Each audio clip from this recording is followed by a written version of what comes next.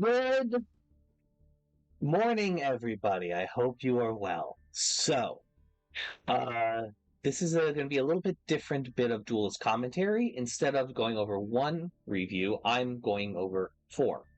So this is why it's going to be a little longer, and also why, because I bit the bullet. I made cash, and I've been using it to ladder climb from bronze. So let's get started with the first duel. So I've got a couple funny ones and other ones that make me want to pull my teeth out.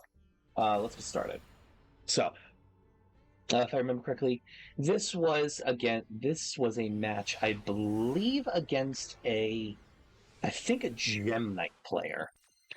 And this is kind of like when allowed to operate with borderline impunity, this kind of shows what happens, how mean you can be as a thing. Or I think this is the Gem Knight, or it might be later.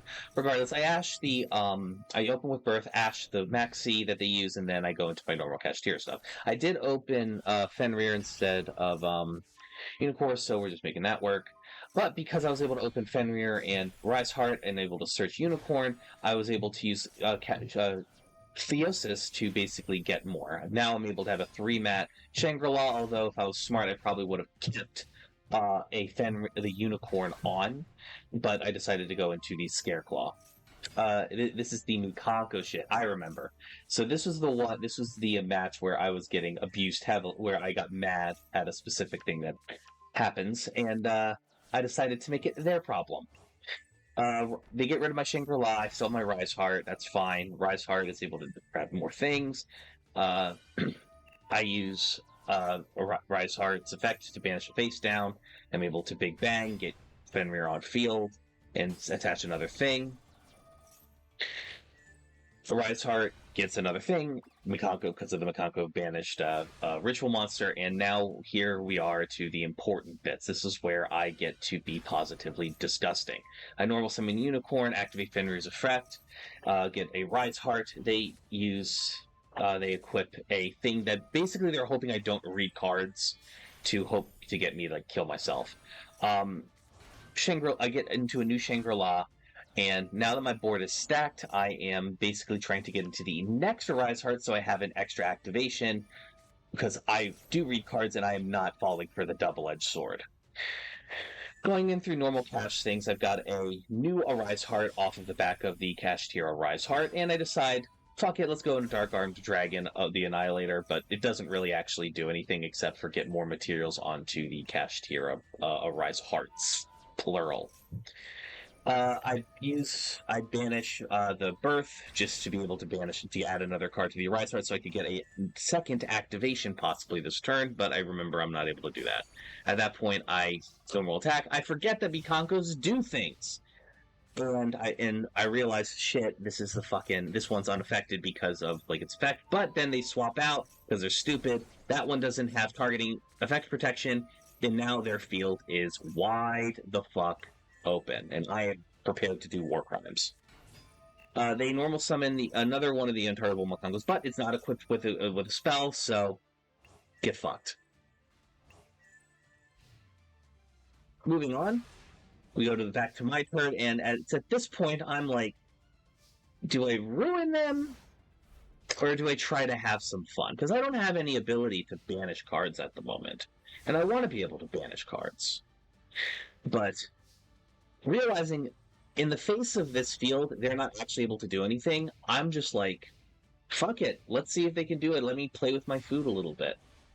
But, as you can see, unfortunately I didn't have enough cards in hand to justify hitting the Pot of Desires as much as I would have liked to. It just wouldn't have been worth it if I'm being completely honest.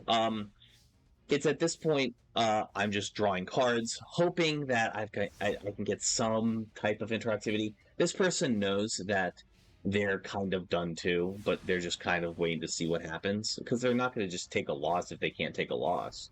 Also, they want the points. I set the imperm, maybe thinking, that might be some interaction. Getting banished will allow me to get another Rise Heart activation. Great.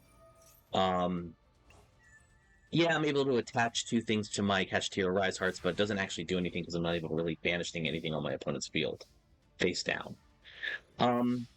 At this point, we get to turn 15, and I decide, fuck it, let's just beat them for game. There's really not much else that can be done here, if I'm being honest, and that's the end of that roll. Moving on, this is the titular Gem Knight deck from earlier, where I was debating whether or not to play with my food. Now, I was particularly mad by an activation of a hand trap that they did here that made me want to style on them a little bit, but better natures occurred, I think, if I remember correctly. I normal summon I special summon Fenrir, search a unicorn, activate Rise Heart, activate Kashtira Theosis, and I get an ogre onto the field. Not fantastic, but I do like Kashtira preparations, and so I was happy to search it. From this point, we go into Shangri-La, activate Kashtira Rise Heart's effect, sending the Kashtira Theosis, and then using the Rise Hearts to go into a Rise Heart. In question. At this point, I get nerved, and I am heated. I'm very upset. And I'm like, I'm going to ruin this motherfucker. I draw nothing worth of note that I'm able to do, so I set the preparations and hope for the best. I shotgun a Max C in draw phase, activate the Kashtira preparations to chain block the Max C, and then I normal summon the Unicorn. Hopefully I'm pitching stuff out of their extra deck. They hit the Raigeki, top decked, of course, which is a giant fuck you. And then they normal summon Gem Armadillo. At this point, I realize they're playing Gem Knights. Unironically, Gem Knights. And I am very happy. Because at this point, I'm able to commit war crimes. Because I know I don't really have anything so long as they're not able to get access to a fusion spell, I'm good. But I have been in Brick City this entire time trying to get this game back. This Pot of Prosperity was a godsend off the top. I ended up going for Wraithsoth, activating Wraithsoth to get another Unicorn to my hand, activate its effect, and I go for Birth because I have Theosis in hand already. Kashtira Birth will help me get my field back, thankfully. This will allow me to get back the Ogre, which is another fun little thingamajig. The Theosis allows me to get a Fenrir from deck off of the Unicorn, and the Fenrir allows me to get the Rise Heart from deck, allowing me to go to rebuild Humpty Dumpty again, back into Shangri-La. And then I activate the Rise Heart, and of course go back into a Rise Heart while negating a field. Big Bang also allows me to get to I elected the Unicorn, just because if I'm playing against the Gem Knight cards, I want to be able to gimp their extra deck with the greatest of ease, even if Fenrir is the better card to get. Kashtira Rise Heart off of the Rise Heart, going to the battle phase. When it attacks, I send the Lapis Lazuli, because of course it is, because it's Gem Knights, and I'm not about to give them one of their best playmakers. And then I attach the Big Bang back to a Rise Heart, run over their Gem Armadillo, and then just beam them for a shit ton of damage. Now, granted, they're dead here, and I don't need to activate any of these effects, but I'm still angry about that Nibiru, and so I'm making it their problem.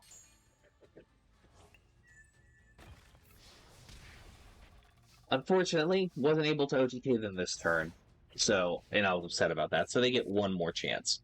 Now, this is where it's funny. This might have been the point where they actually had a shot in hell of actually doing anything successful. They are able to set a brilliant fusion.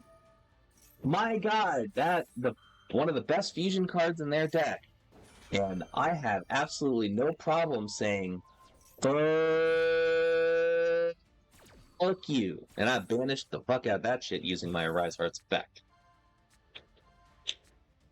And this, ladies and gentlemen, I question, am I going to be able to do the funny?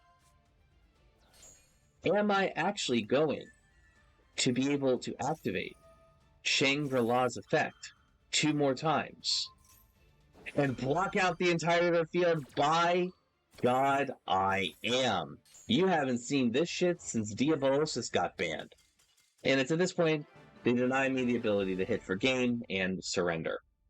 Which, to be fair, with that amount of styling on a Gem Knight player, I am very impressed that they stuck around long enough after seeing Shangri-La in a Rise Heart for the first time.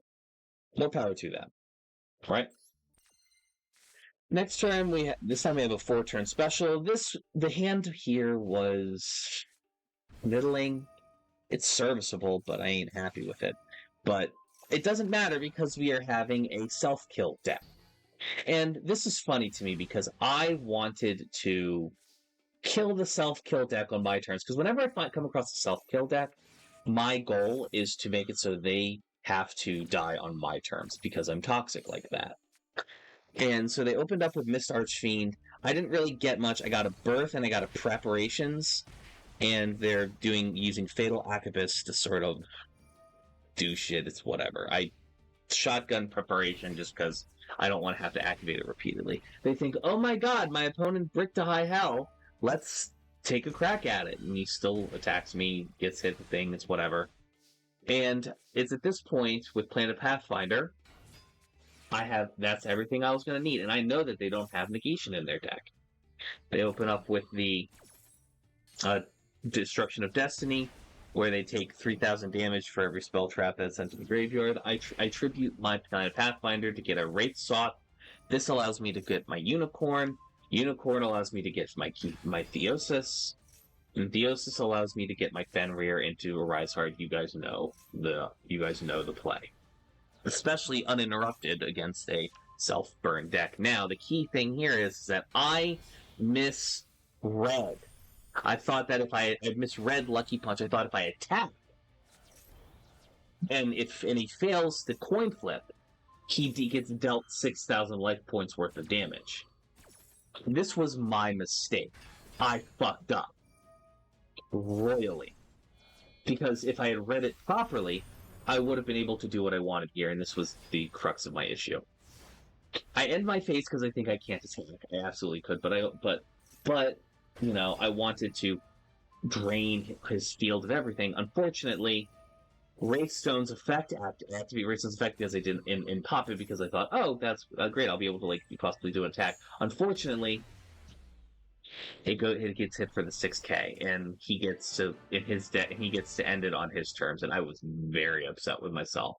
Remember, ladies and gentlemen, reading is fundamental. A brief side note, ladies and gentlemen, if you want to support the show and you want something actually substantive in return for supporting the show, please consider checking out HIMediaMarketplace.com, which is my personal merch store for the channel, where you can get where we currently have 2 products that are actually worth a damn buying. I have a separate store for all the other stuff that I did that was more mean shirts and shit. We have funny things such as reading. What archetype is that? And also a Void Wojak. I just wanted to play Yu-Gi-Oh. Please consider if you like these, go to HIMediaMarketplace.com. Links are also in the description. And now back to the war crimes.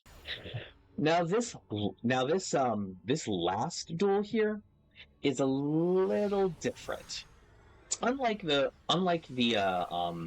duel against the Makanko player where I was playing with my food, here I actually bricked something fucking fierce. And it was awful. And it was awful because they could have won if they were playing a deck that was worth a damn, and unfortunately they weren't.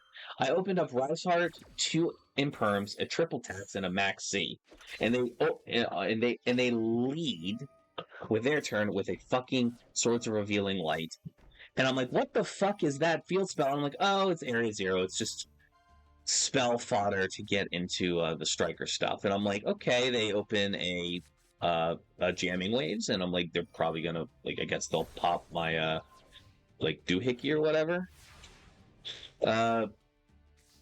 So be it. I top deck another fucking hand trap, and I'm like, oh my god, I hate everything. At this point, I ash their Area 0 because, of course, I do. If I'm not able to make any plays, you're sure as shit not going to be allowed to. And then they go for the Shark Cannon, taking the Ash Blossom from my graveyard. Great. I top deck Pot of Desires. I'm like, oh, thank God, this is exactly what I need. And I fucking get Ash Blossom, Joy Spring, and a Preparations. Preparations does less than nothing here. And because I only have an Arise Heart, I can maybe summon a Rise Heart if I'm lucky, but I was just deeply upset. Yet another turn goes by. I draw a second triple Tactics Talon, not a single hand trap, and fucking Swords of Revealing Light resolves itself naturally. Jesus H. Christ. They, for some reason, switch Ash Blossom and Joy Spring to attack position, forgetting that it is a 0-attack monster, and I draw, lo and behold, the third fucking Rise Heart. The first one I got on my first turn, the second one is banished, and the third one I drew. Fuck me, am I right? I get I beat them for 3k. Great. I'm hoping, like, okay, maybe I'll just use, like, you know, something on my next turn. Maybe, hopefully they'll get rid of, like, the Rise Heart that doesn't have 7, and maybe then I can summon back with preparations or some shit. Then they get the token off of, Hornet Drones, and they are playing a Mech Knight Sky Striker, a 60-card pile, and at this point I want to throw up. And then they use the back row to pop their own monster, which they don't have much of, to pop my preparations, and I am upset. They use the Area Zero's graveyard effect to get the Ray, and lo and behold, they're able to go and use the Kagari. And guess what? They can't activate the effects of Kagari, or rather, they can't activate like any of the other Sky Striker cards because they have a fucking main card in their monster zone, which they have to pop.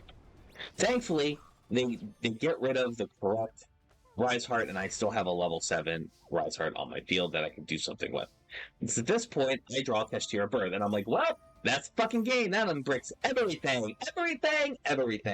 And I get the Rise Heart and Graveyard back, banish it, use that to go into a Shangri-La. We are now at turn 11, and things are finally unbricked. Of course, I can't do shit with it, but it's a fucking tower, so I'm able to get the Unicorn. Doing this hopefully to gimp any ability they have to go into, like, gimp more of their Sky Strikers. And yet they get the Mecro Army armor. Not enough to run over it, but I use Kashtira Birth to banish the Ray they have in graveyard. If you're board wiped, you gotta earn that shit back, motherfucker. They end their turn running into my thing because they can't read cards, and now we're in the draw phase. I top deck a Fenrir, thank God, and I use Birth's effect to summon the Fenrir searching something, because there's really not much of a reason for, like, not really much for me to, like, search at this point, but I get the Scareclaw, the Kashtira Scareclaw. It's at this point, my moderator Dust is in my ear yelling, Evan, don't be greedy. End the turn, and I'm like, I want to be greedy. Fuck this motherfucker in their shitty ass deck. But I decide, fine. I'll be the bigger person and not style on them. I regret this. I should have gone into a Rise Heart, and I should have been a fucking dickhead.